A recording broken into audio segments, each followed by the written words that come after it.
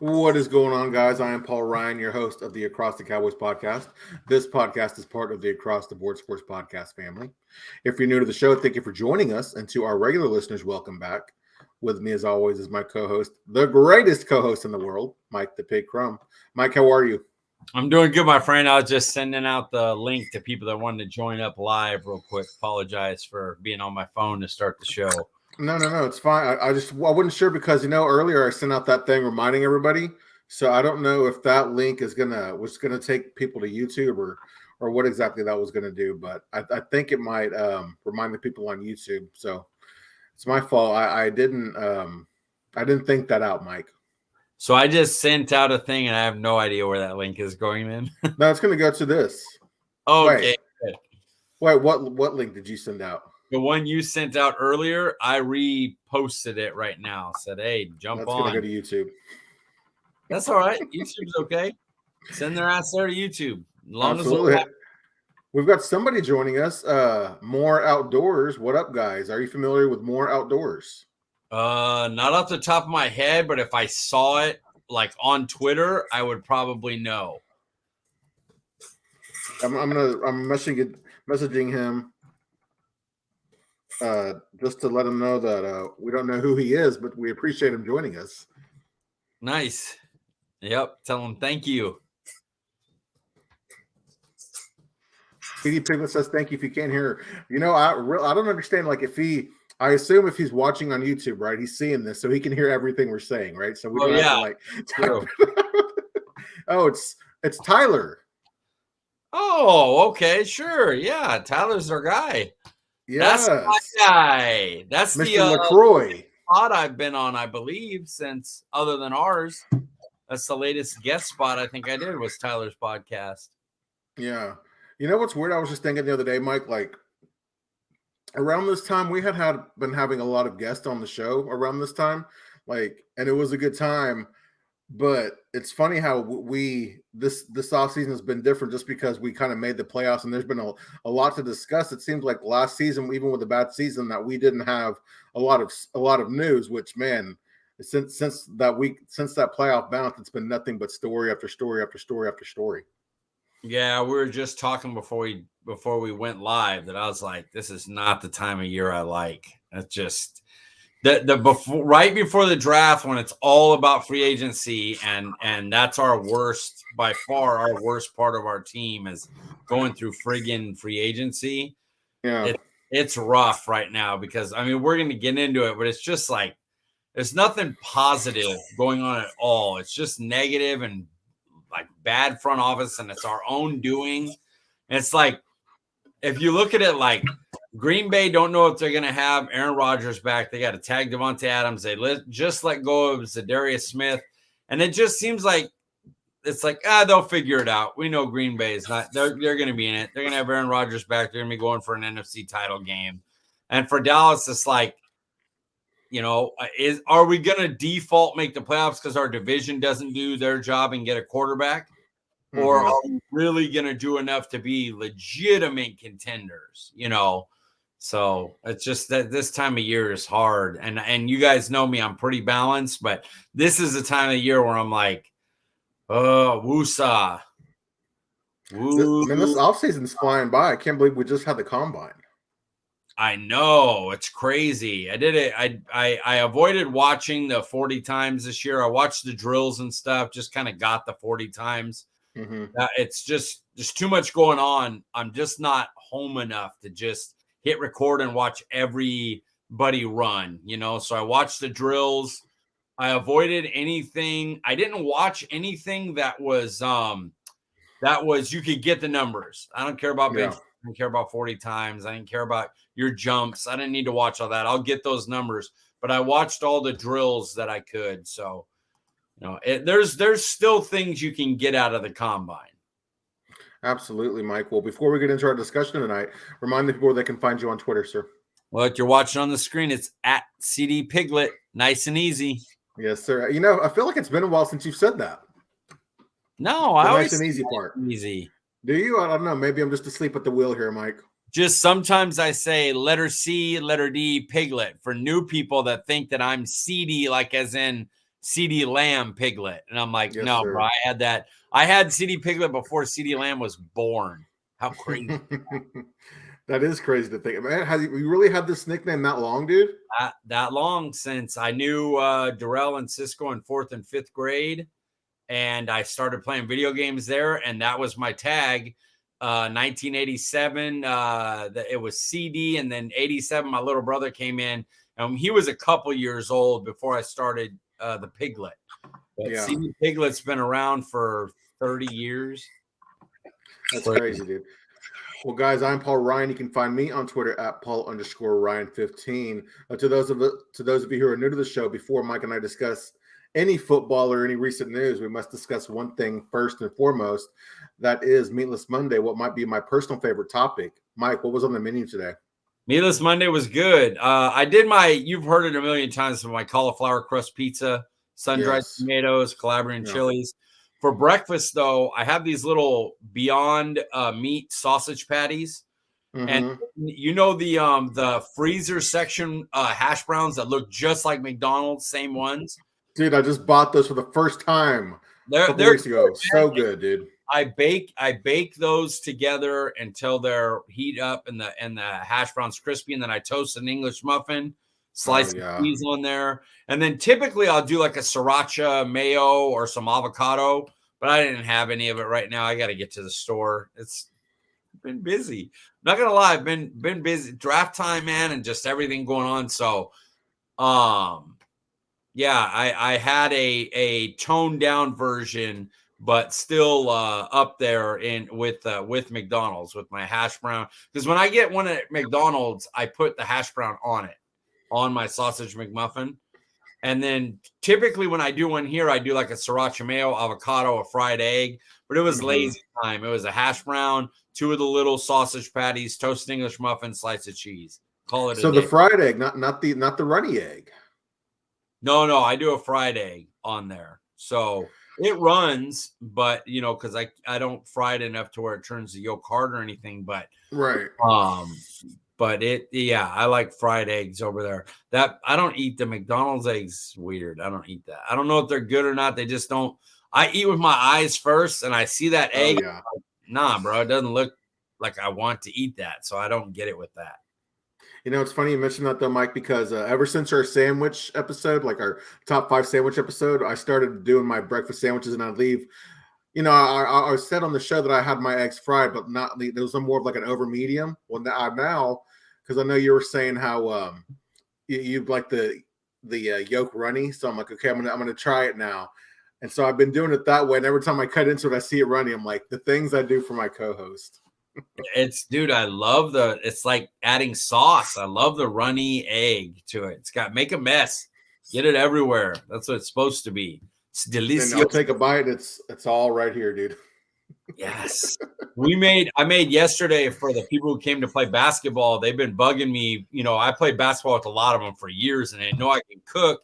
And they were bugging me like, when are you going to cook? It was basically Dez.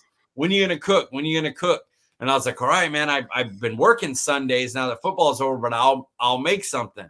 So I made a fried chicken sandwich with apple, cabbage, carrot slaw, and a sriracha mayo.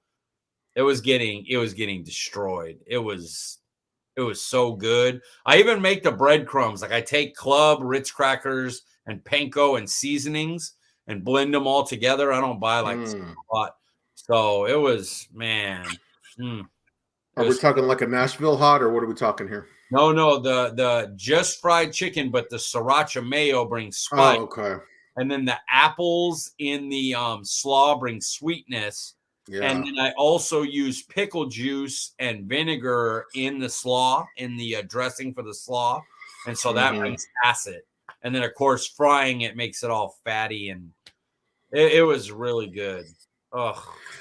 Well, hopefully we haven't lost all of our listeners with our food talk, Mike. Yeah, Tyler's gone. He's out of here. Tyler's like, all right, food stuff's over. All right, well, let's get right into it, man. We've heard a lot of talk about this certain player. Of course, I'm referring to Amari Cooper. And, some people were talking about, why not trade him? We know that's not a possibility now, but can you tell us what you think realistically what we could get in a trade for Amari? Well, it's nothing now. because Exactly. the team gave up the goose. They let it all known that, hey, you ain't got to trade for him and take on his $20 million. We're gonna cut him, and you can sign him for less than that and not have to give up a draft prospect. So the only thing that would be possible is if some like Jacksonville wanted Trevor Lawrence to get a guy and wanted to go for him. Problem with that is, does Amari Cooper really want to be there? We seen how it was when the Raiders, when that started to go, bad. And I think you'd rather, go to a team where You have a chance at something. and he could be motivated, go to a better team, maybe a Titans, maybe a Chiefs, I don't know, maybe a Seattle, if they're kind of on a rebound comeback. But Green Bay, if Aaron Rodgers, Devontae Adams. Exactly, yeah.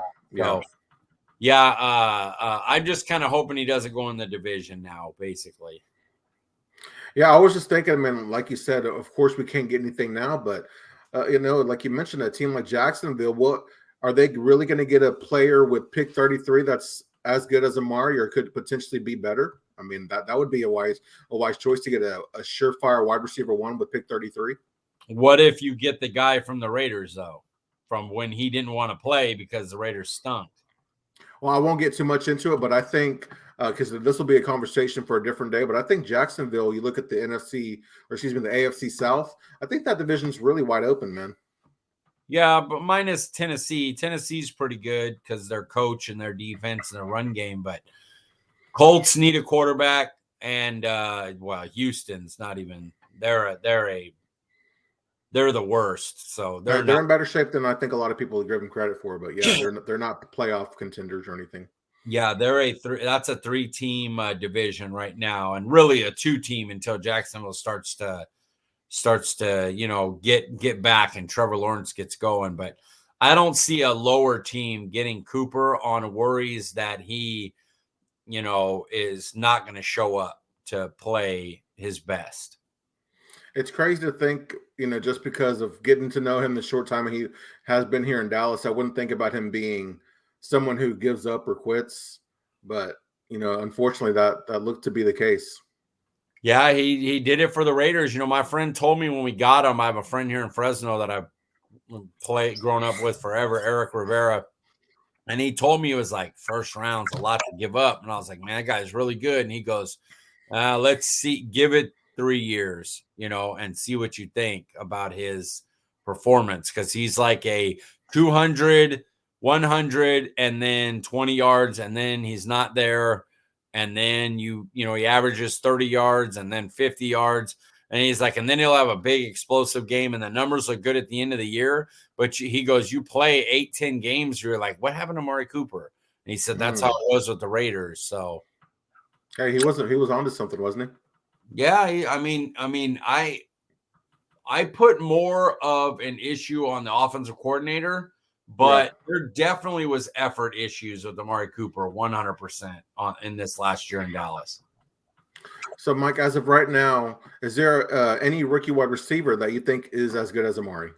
No, not at all. I mean, Amari, if he's motivated and playing and healthy, especially, he's one of those top 20 wide receivers. I don't think a rookie's going to come in.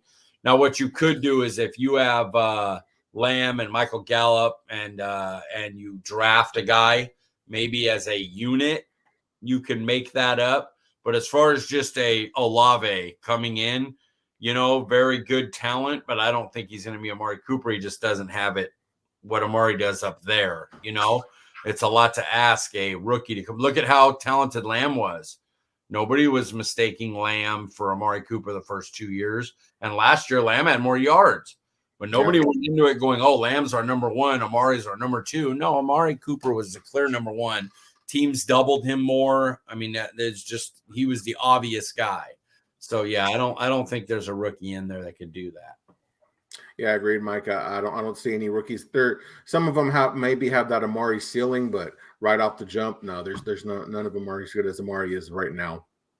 Yeah, Burke would be a nice from Arkansas.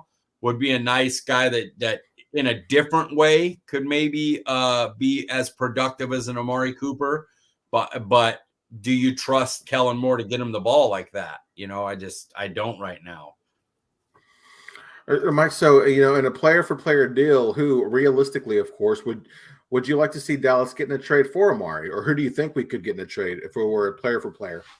When I got the show sheet, Calvin Ridley was my answer. Oh gosh, More there went that. I looked up some more. Brandon Cooks on a 1-year deal. Hollywood Browns on a 1-year deal. Ooh, okay. Perry, McCole Hardman. I don't think Deontay Johnson. I don't see why Steelers would do that. Deontay Johnson's been so productive. Why not just keep the guy that knows your system? But he's another guy that's on a 1-year deal that, player for player, maybe if a team was like, hey, we're going to lose this guy, or like a player like Hollywood Brown that doesn't seem to fit, maybe Cooper will fit better, Somebody I honestly don't see any. I just don't. I think Cooper's just going to get cut and signed somewhere else. So you just went with receiver routes. You didn't think about any other positions, it looks like. Yeah, no, I couldn't find a tight end that really fit, that was good enough to be worth doing that for, or not too good where why would a team do it? Mm-hmm. I didn't see it anywhere else. What are you going to go get an offensive lineman? Maybe, but who? So yeah, that was. And what, did you pick an offensive lineman? No, but I had one from the Browns, a guard. He signed a 4-year deal. Is it Wyatt Teller? I believe is who it is for the Cleveland Browns. He's a guard. Maybe it's not Wyatt Teller. Hold on, I'm going to look that up because he was somebody I'm like, that I wouldn't mind doing that. Cleveland Browns need a number one receiver after losing Odell, and as of course. Jarvis Landry's getting older. He's more of a slot guy, and you got to see what Baker is. Are you gonna let him go? Has he really had a chance to show you who he is? I mean, he's had a bit of an up and down career, and we know that they have a pretty strong offensive line already. I imagine they have some depth there, or they have at least the strong enough 3 or 4 guys that if they did make that trade and acquired Amari, they could probably just draft somebody that could replace this player. Another guy I also thought about was defensive tackle, actually nose tackle, Eddie Goldman from the Bears. And I almost made him my choice, Mike. However, he is unvaccinated. So I was like, you know what? I know that's kind of an issue with Amari in the front office here. So I couldn't see them making that move. Yeah, agreed. So I didn't go with him. However, I did go with, you're not going to like this because you already said it, but I thought Jonnu Smith of the Patriots might be a good trade because you swap out the salaries, you get back Johnny, you get a tight end, so you don't have to re-sign Dalton Schultz, and you're saving money. And I mean, Jonnu Smith, he's a complete tight end. He can block, he can go out and run routes. He's even been used in the backfield. I actually like Jonnu Smith quite a bit. I don't mind that trade. They still have Hunter Henry, so that would work. And then they have to play his guaranteed money, so his overall contract would be low for us. I wouldn't mind that. And then they have N'Keal Harry on a 1-year deal. They don't really have good wide receivers. And Cooper would work with Mac Jones. Cooper doesn't need to get the ball. He's not a big deep ball threat guy anyway. So yeah, all right. Jonnu Smith would work. I could make that move. Oh, okay, and the guard was in fact Wyatt Teller from the Cleveland Browns. It's his first year in the new deal that he signed, but it's actually from looking at it on Spotrac, it was actually pretty team friendly though, especially for a guard. I don't know if Stefanski will want what Cooper showed last year in blocking. He's a run first guy, and his guy's got to block, and Gotcha. Had a lot of non-effort in that area, too many times. Yeah. I don't know if Stefanski, if that's a guy Stefanski would want. I got you. Well, like I said, I was just kind of going through some names. I wasn't actually targeting receivers, oddly enough, to replace Cooper just because of the news with Gallup and probably Wilson having CeeDee Lamb and then the guys in the draft. I'm like, I'm going to try to see who else maybe a position that we actually need that we don't have to force a draft pick with or try to spend big money on, which we know we're not going to do, but that could potentially cost us a lot of our cap. I like Jonnu. I'd like to see safeties too. really go over safeties that are, 1 year that could be ones you could do, that wouldn't be a bad idea if you can get a decent safety, but I don't think anybody's trading for Cooper. Unfortunately, we blew that one. The A front little office. side note: did you hear that the Cowboys were one of the teams that's interested in safety from I believe is it Washington, John Bates? You mean Jesse Bates? They are not Jesse going to. Bates. They're not going to pay Jesse Bates. No, I'm just saying, but they apparently they're interested in him. I know that there's a discussion that there might be some neck issues with him, but I was surprised to hear it. Brian Broaddus was saying that he had gotten word that the Cowboys are one of the teams that are very interested in Jesse Bates. Just don't. I love Brian Broaddus. He's absolutely right. I'm sure they talked about him. They're not going to sign Jesse. Jesse Bates going to get a ton of money. Yeah. They're not going to sign Jesse. Don't get everybody's hopes up on here. Hey, I'm not trying to, Mike. It's just you're a little bit more tuned in than I am. So I was just curious if you'd heard that report, if you will. Well, it's just like that. I put out a list of players yesterday, and I said, why do I have all these players listed together? And everybody was like, it was a list of players that I wanted drafted before Dallas was picked, before the 24th pick. And it had like Penning and Nakobe Dean and Lindstrom. And everybody's like, why? Why do you want this? And I was like, because this guy's Cowboys won't pick. And Brian Broaddus had came on, it went on there. Retweeted you.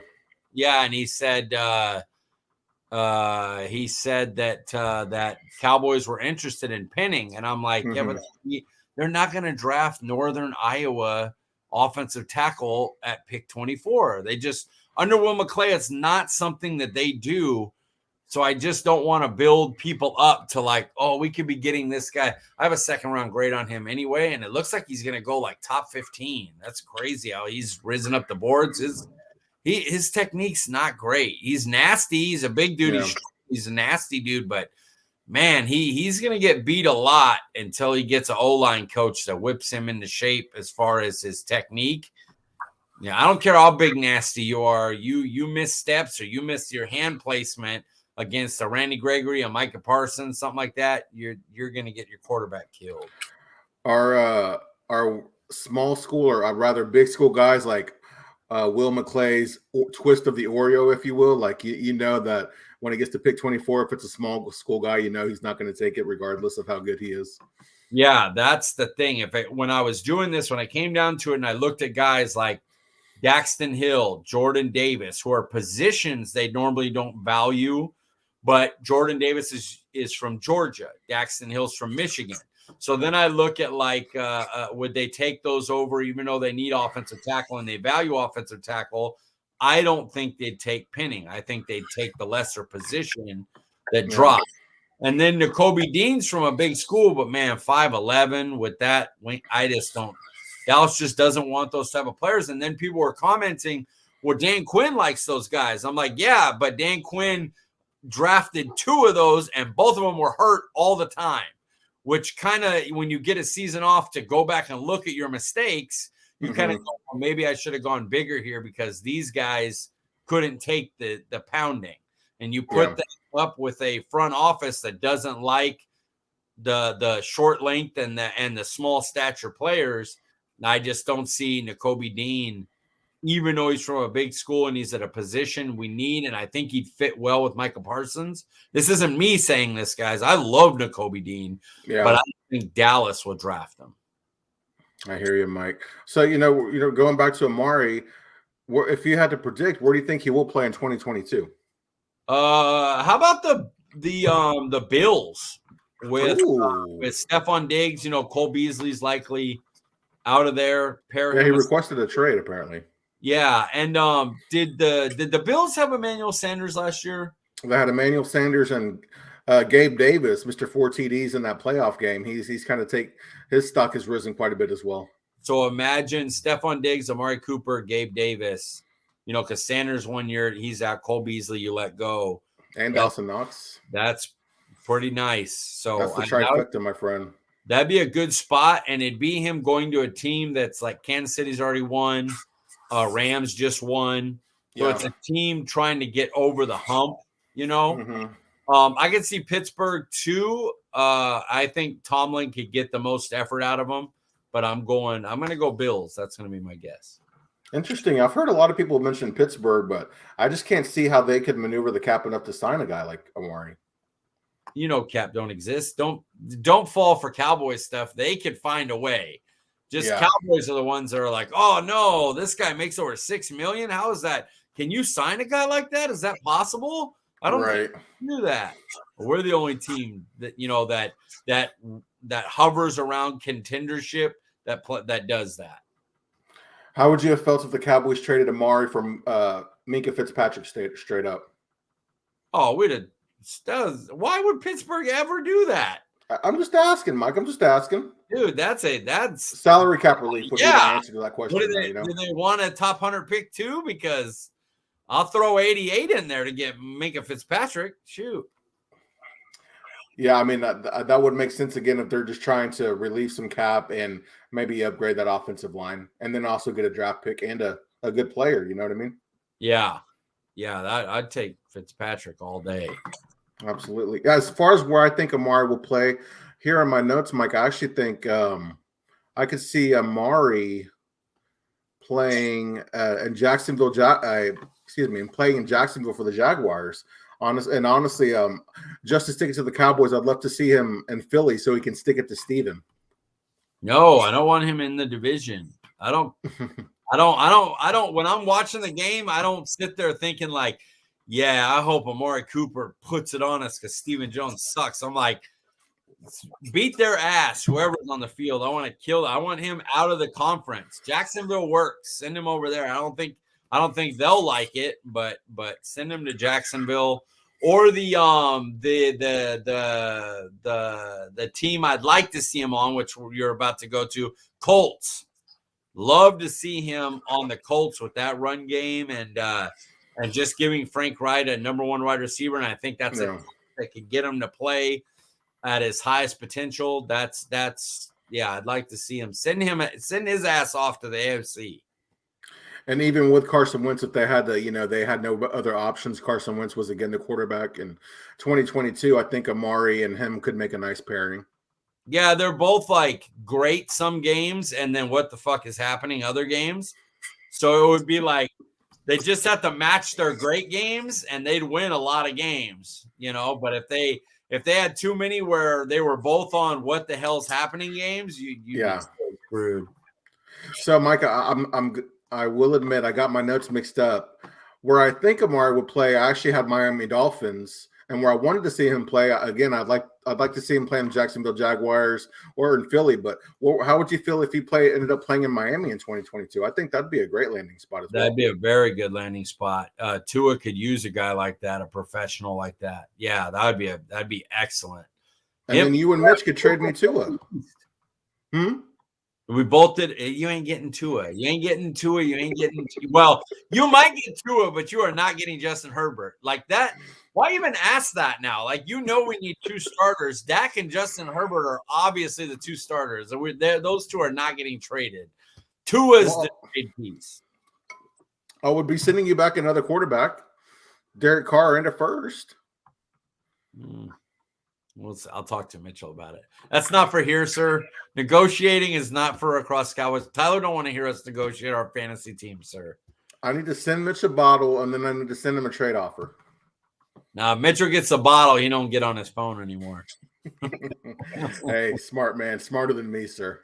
Yeah, he gets on a bottle, he throw that phone away. We actually got I bought an Irish whiskey that we had a couple shots of today. Sexton Irish whiskey. Okay. I'm an Irish whiskey guy. I like it. So what's the difference in an Irish whiskey and an American whiskey? Because I'm not really familiar with whiskeys. Smoothness. I like Irish whiskey a little bit better on the not needing a chaser. It's more sippable. Oh, okay. The other whiskeys, which I love Jim Beam, I love Jack Daniels, but I like to make drinks out of those. And Irish whiskey, I like to have the whiskey, whether it's hot or over ice or whatever. Just kill the whiskey. Did you know that Mountain Dew was actually a good mixer for Jack Daniels? I do not drink Mountain Dew. I know I'm not saying you do, but I found that out over the weekend. I was very surprised, but apparently that's a very great mixture for whiskeys. Is it one that you tried or you just heard? I mean, I heard, but I actually kind of want to try it because I've heard it multiple times now. You are going to have to try that and then let us know on the pod next week. So get yourself some whiskey and a Mountain Dew and let's get it going. That's your prospect. Okay. Prospect. Yeah, you got to tell us because I'm not a Mountain Dew guy, so I'm never going to try that. But Not even Baja Blast? Huh? Not even the Baja Blast? I can't have regular soda, but even when I did, Mountain Dew is not I like Sprite. Okay. Right. All right. So, Mike, we heard that the Cowboys are getting close to re-signing Michael Gallup. And of course, people who listen to the show know how we feel about Cedric Wilson. But when you look at Gallup and Wilson, are they a nice consolation price for losing Amari? I'm going to need a speedster in the draft, preferably top 100, a Wan'Dale Robinson, a John Mechie. I'm going to need that to really feel comfortable, replacing Amari Cooper. So yeah. I like Gallup, and I like Ced. I would bring them both back. I'm one of the few that actually thinks that the Gallup, if it's well, you know what? Shoot. I can't really go over that because I can't talk about it on the pod. That's bad on me. But some numbers that have been thrown around that I've heard that I'm not going to get into specifics on. I like the deal that's might be upcoming, and when it becomes official, when it becomes official, we could talk about it on here, and then I can comment. But I forgot for a second that I can't really talk about what I heard exactly, but it's I like the deal. I think some people will complain about it, but I'll say this: the price that they're talking about at the length that they're talking about, I feel is a good deal for what could be a pretty good young wide receiver too. So I like that. I saw RJ Ochoa tweet out a tweet by somebody who was saying that the Cowboys are looking to pay Michael Gallup. It's going to be a 5-year deal, and they're paying him north of $10 million. And I'm not a big fan of that deal. I don't know what you've heard, but just hearing that, I don't know about paying him more than $10 million. That is of what I've heard. Remember that the guaranteed money matters, and that's what matters most. There's little things in contracts that could make it protect yourself a little bit for the team contract. But 5 years at a little over 10, that's sounding like an interesting report for that. And RJ Ochoa, whatever his source is, hopefully that wouldn't be bad. I wouldn't mind that if what he's saying is what actually comes to be. I would be okay with it if the guaranteed money was $30 million. Yeah, me too. That sounds about where I would like it as well. So, when you look at Gallup and Wilson, Mike, would you rather re-sign both of them or sign a legit wide receiver too? I would probably rather keep them because they know the offense. And the way I'm doing it is I'm not paying Schultz $10 million. The 49ers basically were like, please throw to this guy because they know he's not a playmaker like that. He just isn't that you put a lot of money in, and so you would be losing Schultz, you would be losing Cooper. So to like let Michael Gallup and Cedric Wilson walk and pay for another number 2, you're talking about only really having CeeDee Lamb as a pass catcher that knows your offense. You got to rework all these new elements in. I'd rather have Ced, Gallup, Lamb. I hate it really, to be honest. But I understand the thought process of Dallas thinking tag Schultz, give him $10 million just to have another familiar weapon. And then he probably gets signed at the end of the year because you'll draft the tight end this year. You'll draft a wide receiver this year. So you're kind of, this year is going to be, you retooled the defense last year. This year is going to be about retooling the offense, I believe. And so I think the idea with Schultz is going to be bring back a Cedric Wilson, bring back a Gallup, franchise tag Schultz, so that we have people that are comfortable in the offense, draft a wide receiver, draft a tight end to kind of build towards next year when Schultz is going to go. And then you can, the receiver you get will play this year and get time. But hopefully Simi Fioku can make a step. He definitely has the size and speed to be somebody who can make plays if he can get it. So, it's just, I hate that it has to happen, but the way, of course, our front office kind of screwed the pooch, it feels like Dalton Schultz kind of has to be tagged just because they don't want to get too many new elements in the offense with needing to rework the offensive line, the quarterback, coming off an injured last half of the year where he was kind of on a downward. You're losing your best wide receiver, so I hate it, but that's what it looks like it's leaning towards. All good points there, Mike. For me, I think I'd rather sign a guy like Chris Godwin now. Of course, I know we're not going to sign him because I was looking at his market value and it was over $20 million per year. But, looking at him, he's only 26 years old. He's a dominant slot receiver and he's comparable to Amari Cooper. However, if we want to go even cheaper and maybe go with a prove it type deal, I think DJ Chark is someone I'd like to see here in Dallas.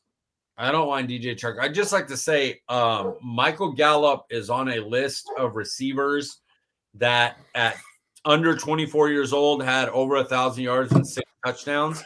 On that list was Chris Godwin, Odell Beckham, Randy Moss. You're talking a like 10 Megatron, like the ultimate 10 really badass wide receivers. So Michael Gallup has talent. He's been injured, and yeah. If he could be healthy, he's still young. He's got a rapport with Dak. Like, I don't hate that move. And I think that for the right deal, if the length of the deal is long enough or it can be maneuvered around and the guaranteed is right, I don't mind a longer term deal for Gallup. So, Tyler, he said, how would you feel about maybe bringing in Rashard Higgins? Now, that would be not to be our number 2. Obviously, he'd be a number 3, maybe even a number 4. But he has shown glimpses. But, man, it's hard to really evaluate him being in that Browns offense. I wouldn't hate it, but I think I'd rather have Ced back, depending on the cost. Yeah. If somebody's going to pay Cedric Wilson, too much money, then I'm not worried about it. But I really like Ced's versatility, outside, trick play, special teams. Like, I think he'd be fine as a wide receiver 3. And then if you hit a guy in the draft in the top 100 that could be your 3 and Wilson's a 4, then you're really cooking with grease. I wouldn't hate it though, Tyler. I wouldn't hate it. Yeah, I mean, just having Cedric Wilson as your number 4, that's fantastic. But I mean, I don't think like you said, having him as your number 3 with his trick playability and everything. I mean, I'm happy with that because all he does is produce when he's given the opportunity. Yeah, and he hits a lot of big plays for the offense.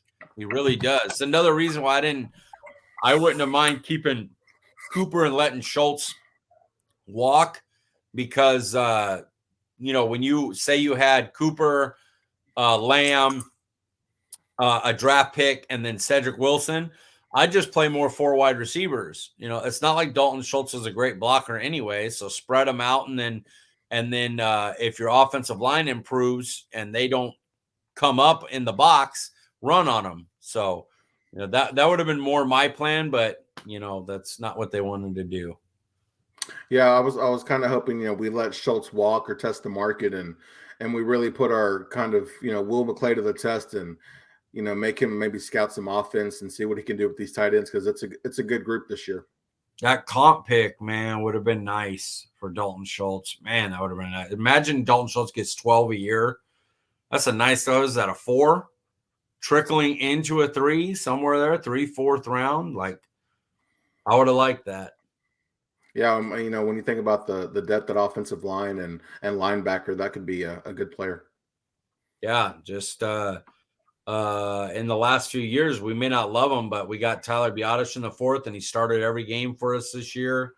We've had Dak Prescott was a 4th round pick. Tony Pollard, I believe, was a 3rd. Like, we get guys that work well.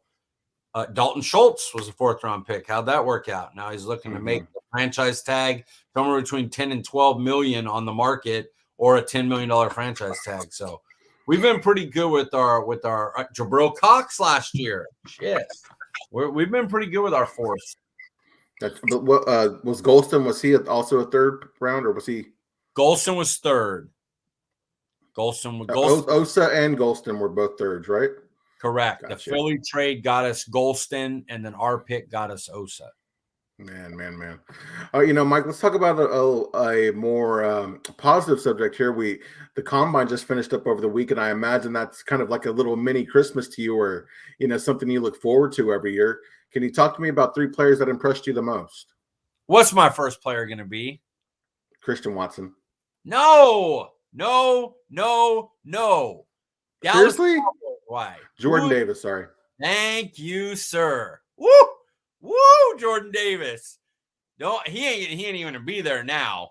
Top 15 probably. Why couldn't we have gotten that at like a private workout, and then like he didn't really run, like, man. He's going to be an Eagle, Mike.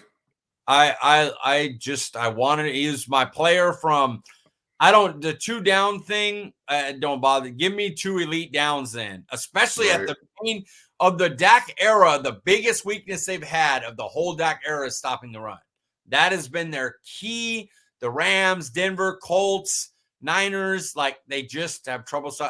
Give me that big dude. And he killed it. 6'6", 340. He ran a 4.78 with a 1.68 split. Like, that's disgusting. And his other, like his verticals and stuff, he didn't do the shuttle because why? He's a one technique. But his other like jumping verticals and broad, man, he's a freak show. And he's been awesome. Sauce Gardner's another one, 4.41, 140. He had great measurables. Stingley wasn't able to be there, so that helped him improve. He's not going to be there at 24 either. And then one that could be I don't think they'd pick him as early as 24, but if they traded back maybe into the 30 to 40 range, Christian Harris, the linebacker at Alabama. Yes, sir. We know they love the position. We know they love that school. Right. He ran a 4.4, 4.40. He had an 11 broad jump, and he can play a little middle. Like, he's a guy that can get in sideline to sideline, right? Yeah. So that's the one guy that I had on here. That's I don't think they'll get him at. You never know. Dallas loves Alabama. It's possible because you got to remember they would have took Trayvon Diggs at 17. Mm-hmm. They love Alabama, and the right now the unit is very thin. Because if they're letting go of Tank and can't get Gregory back, that means Parsons an edge. And they need linebackers to roll with Jabril Cox. So, Christian Harris, a big possibility. And I thought he just destroyed the combine. He was unbelievable. Well, what's this talk about not getting Randy Gregory back? Well, just that they don't. Maybe somebody blows Randy Gregory out of the water. A 3-year deal or something, and Randy's definitely a possibility. Yeah, I think Randy will be back.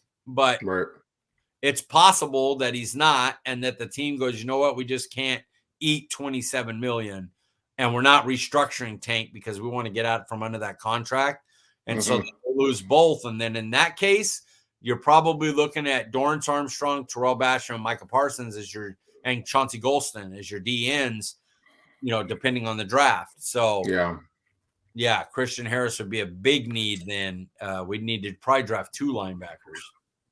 I'm surprised that Watson didn't make your list, dude. This is why I know Dallas won't draft him. But yeah, he was my first player profile before the Senior Bowl. Him and Jermaine Johnson were my guys. And I don't know if you can definitively say there's been people that have moved up higher than them since the time I did those articles. Now, they didn't come out till the week after the Senior Bowl, but that's because, KD had a lot of editing to do. But I did both those guys before, and now I think Jermaine Johnson is going to be the third edge taken over Tibbs. He's just flew up. He may be a top 7 pick. I'd be shocked if he made it out of the top 10. And Christian Watson might sneak into the first round. He does not have first round tape at all, but he's 6'5" with a 99 athletic score. Like, yeah, dude, he it's runs. Ridiculous. He's disgusting. He is a disgustingly raw player that you just want. If you're an offensive coach, you want that. You catch radius, unbelievable. Size for the deep ball, unbelievable. He could also just beat you with speed. Even if you're a bigger corner, okay, he'll blow by you with his speed. He's a returner, and the thought was, well, yeah, he was a returner for North Dakota State, but what happens when he plays the NFL athletes? Yeah, he's gonna be good. He'll be all right. He was blowing away a lot of guys that was going to be NFL athletes at the Combine and Senior Bowl. So, yeah, Christian Watson definitely belongs in there. How pissed are you going to be when Jordan Davis and Christian Watson are Philadelphia Eagles? I don't think either one will be drafted by Philly. So now, really, I don't, because not even Jordan Davis. Philly doesn't need D tackles. They have a rotation of 3 that are excellent. So does the Commanders, that college team. That's such a stupid name. And then just stay with the Washington. You know what? I'm not going to rant about it. We're moving on. Giants maybe could get one of those because they kind of need a guy, but I think Watson would be more early second round. If he snuck in the first, though, boy, would I look great. That would be a nice into the first round. Somebody grabbed him. God, can you Detroit imagine? Lions, Green Bay, Detroit. Oh, man. All right, Mike. What players disappointed you over the weekend? Okay, so on disappointed, I'm going to start with Trent McDuffie, and it's not going to be about anything he did. It's just that I know for a fact now that Dallas will have no interest in him because his measurables are just bad. So they're not going to have him as even a consideration. And they probably didn't before. Maybe if they really wiped out, they would as a nickel, but his arms are just too short and they don't care. You can look, I said it about Elijah Molden all last year. He's probably the best cover guy in the draft during that prospect. Dallas was never interested. And I'm not saying this is, I don't like Trent McDuffie. That's why it's disappointing. I like Trent McDuffie. And then his teammate, Kyler Gordon, is also on there because he's a speedster, like elite athleticism. He ran a 4.52 40 on a fast track. Like everyone else was running fast 40s. 4.52 and 4.6 for Gordon is like gross. Like that is like way slower than I expected him to be in the low 4.4s. And then Roger McCreary, sub 30 arm length and a 4.55 40. Yeah, like he's out for Dallas and he's probably out of the first round. Like that's just, you can't be short and not fast. You can't, you can't do both. So those are the 3 that for me. And funny, all 3 corners, all 3 defensive backs, cornerbacks. Yeah. When you look at any of the targets you potentially think the Cowboys could go after in the draft, did you see any that might have raised or lowered their stock? Yes. So lowered was Kyler Gordon, as I said before. That's a guy that Dallas really liked, but he's got to improve on that pro day. Not that they wouldn't take him maybe at 56, but there were talks that like if they got wiped out 24 or moving back, Kyler Gordon could be a guy. Not going to do that if he's running a 4.52. That not going to work. I thought that all safeties, if Dallas is looking for a second round safety, a safety in the top 2 rounds, Daxton Hill looked great. I'd love him at 24. I think he's more of a DB, which is why I think Dallas would justify taking him, because he can play nickel, he can play safety, he can move around. He isn't just going to be a guy you throw out. He's more of a curse. You could play him at a bunch of different spots. Jaquan Brisker was awesome at good athletic testing. He has good measurables. He's a guy you can get if he drops to 56, they might consider. And then Lewis Seen, there's talks now that teams are going to get him in the first, and that there was 1 or 2 that had first round grades on him before he went a 4.38 40, 36.5 vert, 11.1 broad jump. And then all the word was that he was great in every interview. So all the safeties, but him especially, he went from a borderline, he was a day 2 pick, but maybe towards the end of the second, beginning of the third, to he might go in the first now. Then I also had Channing Tindall, another of the million linebackers out of Georgia that just never got time because they were behind Nakobe Dean and Quay Walker. And he ran a 4.47 40. He has 10 and 2/8 inch arms, 10 and 2/8 inch hands, 32 and 3/8 inch arms, and a 77 and 2/8 inch wingspan. He also jumped 42 inches, which is just disgusting. I added Jordan Davis and Travis Jones, but with the caveat that we don't know, because they're one techniques, if they really are Cowboys guys. So we'll have to see how that goes. I don't think it matters. Jordan Davis now won't be there, but it would have been interesting to see if he dropped, if they would have picked him.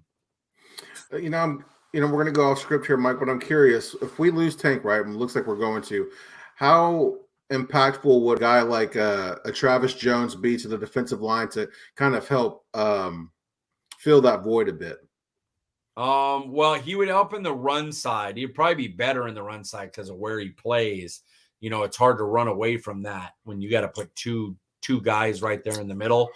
As pass rush, he's not going to add much. It's just not his thing. He's okay for a one technique, but he's not going to add a lot. But what you're going to do is you're going to swing Parsons there.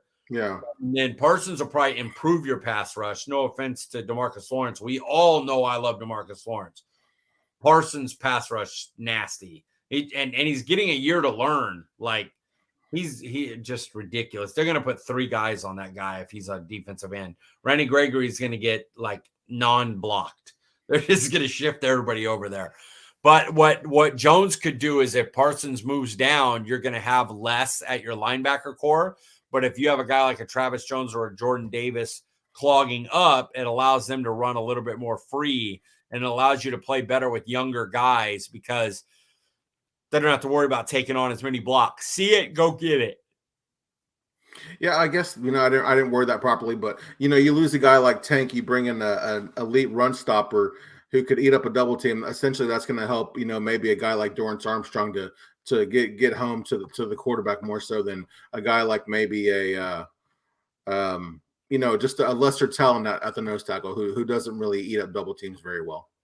Yeah, it could help both ways. Like in a pass rush, you may move a guy down to be more of a pass rusher at the 3 technique, 1 technique to add help to Dorrance Armstrong.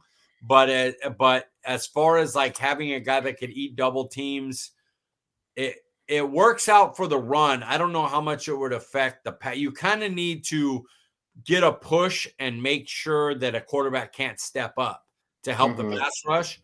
And he'll do it, but that's not going to be his primary thing. That's a Neville Gallimore Osa thing. That's their job, is to get into the back upfield and kind of keep the quarterback where a guy can come around the outside and get to him. Right. Okay, Mike. So we're looking at your still sticking with the combine. What were your views from the combine? These things, 3 things you learned after the combine. One is wide receiver just has speed everywhere. Like They were breaking records, and I know it was on a fast track, but you could still see the speed. Even if it was 5/10, even if you added 5/10 time on all these receivers, it still is ridiculous. I love this. I love this D-line class. I'm starting to really, really like the traits. Dan Rupert talks about it on 4D podcast. He talks about it a little bit more as a negative. I don't. I think you in a draft, you're looking for traits. So he says, like, there's some that are great edge setters and some that are great, pass rushers, but you don't get a lot that do both. Well, yeah, that's because if you did, they'd all go in the first round. What you want is guys that have really good traits throughout the draft so that you could get a guy at 88 and maybe you can put him in and fill in and do something with him. And he could be a contributor right away. And it's the coach's jobs to go, hey, on these downs, this guy could play. And on these downs, he's a pass rusher. He's not great versus the run. So when it comes to 3rd and 7, okay, let's move him in. But 1st and 10, let's keep him off there. We don't want him being attacked in the run game, So with a rookie that you're picking and almost pick 100, that's a good pick, to get a guy that can give you snaps like that and impact the game as an edge setter or as a pass rusher. So I really like the traits of this D-line class. And then the linebacker group, man, I feel like that's it. You could get picks that end up being home runs in the 2nd, 3rd, 4th, 5th round, and you could get misses in every round. There's just so much good traits, but guys that are only athletic and traits and things you could develop. So like a lot of this draft could depend on what scheme you get in. We've seen what Dan Quinn could do with a rookie linebacker. Right. Jabril Cox looked fine in the limited snaps he got, and Micah Parsons was an all-pro. Right. You get the right coach for Damone Clark, and he could be a murderer from week 5 on. He could just be a destroyer. Or you could put Damone Clark in Jacksonville, and maybe they don't have the guys to develop like that. And now, he ends up being a miss, even though he had all the same traits as Quay Walker, but Quay Walker got drafted by a team with a better defensive coordinator. So linebacker is very varied. They have a lot of hit and miss in there. How did I don't want to go off script again, Mike, too much, but how did Chad Muma do over the weekend? He was okay. I mean, if you went into the combine expecting to raise up Chad Muma, I don't think that's the way unless it's interviews. But as far as us watching on TV, that's not where Chad Muma is going to impress. He's a brains guy. He's an interviews guy. He's a leadership guy. He's a get people set up in the right spot guy. Green dot guy, right? Yeah. He's Sean Lee like. He's not a guy that's going to get out there and be a freak like Quay Walker and you just go, oh my God. Like if this guy learns the position, he's going to be unbelievable. You bring Chad Muma in to a team like the Titans where it's like, okay, we got a D-line in front of you. You just got to know where to go, get there, and make the play. You're smart enough. You know what to do. Get our guys lined up. So that's another thing. Where does he go? If he goes to a team that doesn't have the hogs in front of him, he can get blocked and stuff, and he doesn't have smart players around him, it could be an issue. Go to the right team, Muma could be a killer. So that's the linebacker class, though. That really is how it is. You could tell me 10 different guys, and I could tell you all 10 could be studs or complete flops, depending on how they develop, which system they go in, which coach they get. Wow. So, Mike, last week you had some homework. You were reviewing defensive end out of Michigan, David Ojabo. And correct me if I'm wrong, but it sounded like his stock kind of rose a bit over the weekend. Talk to me about him.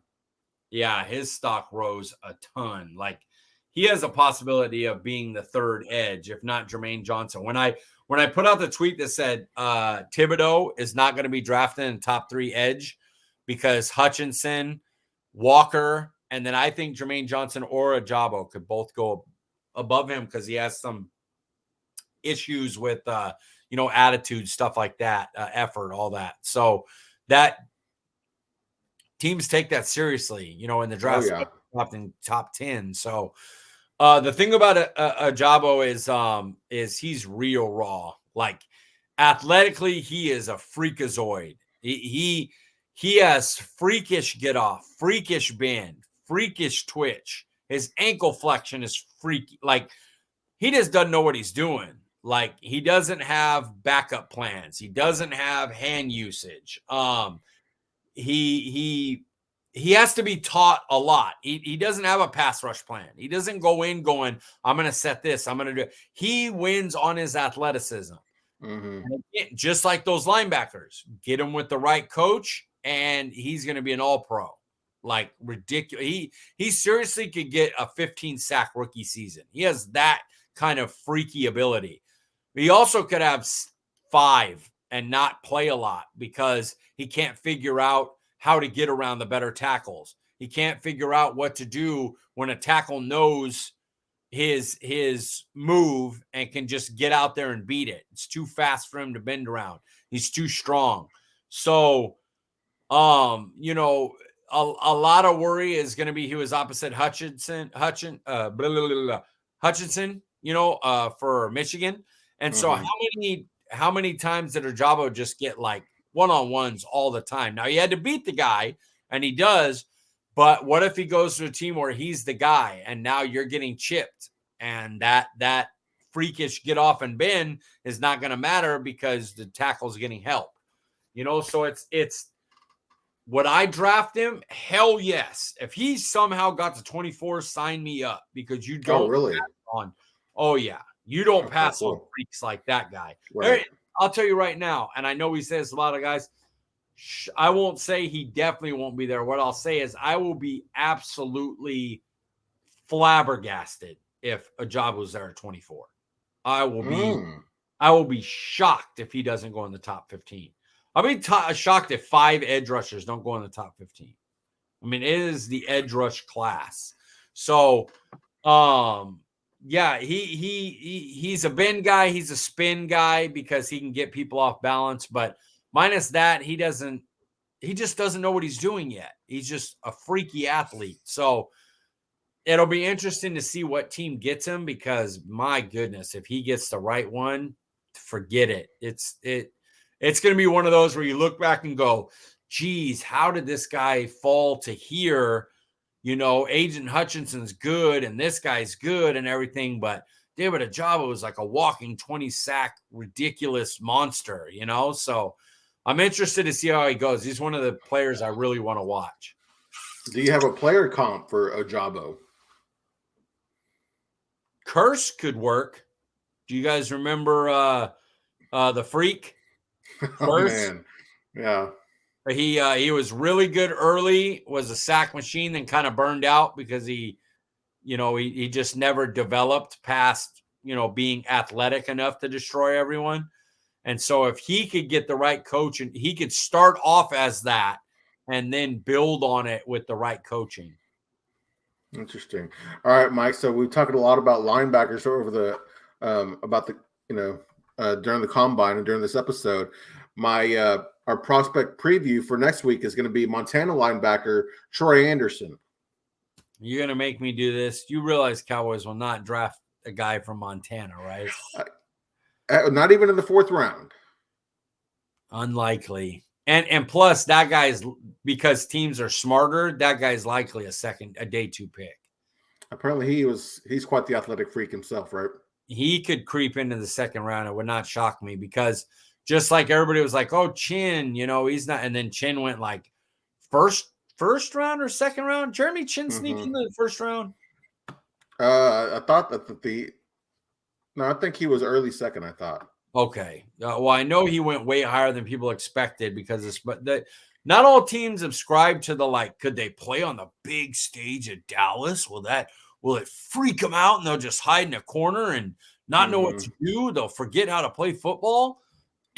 I would draft him, guys. I'm talking about what they're not going to draft him. So We'll go over him though. I'll still talk about him. He's a freak. If you want, I can find somebody else and send you somebody else. No, you already said it. Tyler's expecting him. That's what we're going to talk. It just bums me out because I know what a really good prospect he is, and I'm going to go over the. I have him done already, but I'm going to go over it, and write in notes for him, and I just know they won't draft him, and it's just a shit. It just sucks to have that. It's like, God, great players you just mark off your boards. Really stupid. Yeah, that's pretty sad when you're not even a professional, but you have to do that because you know that a group of so-called professionals won't do it just because of where they went to school. Yeah, blows my mind. Blows my mind that like you would take the good player over the great player because the good player went to Alabama and the great player went to Montana. Yeah, crazy to me. What's funny is you mentioned Christian Harris. I thought about adding him because I know that the Cowboys would draft him and everything, but I just wanted to kind of hear what you thought about this guy instead.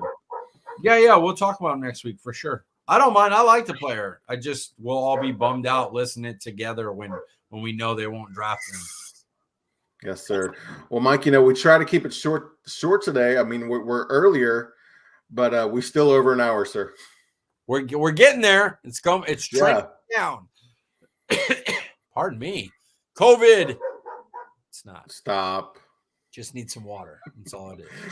Well, Mike, as always, man, I enjoyed the discussion tonight. Before we get you out of here, remind the people they can find you on Twitter. At CD Piglet, guys. Letter C, letter D, Piglet. Nice and easy. Guys, I'm Paul Ryan. You can find me on Twitter at Paul_Ryan15. We appreciate you joining us, and we'll see you guys next week. Get out of here, Austin. Jackson.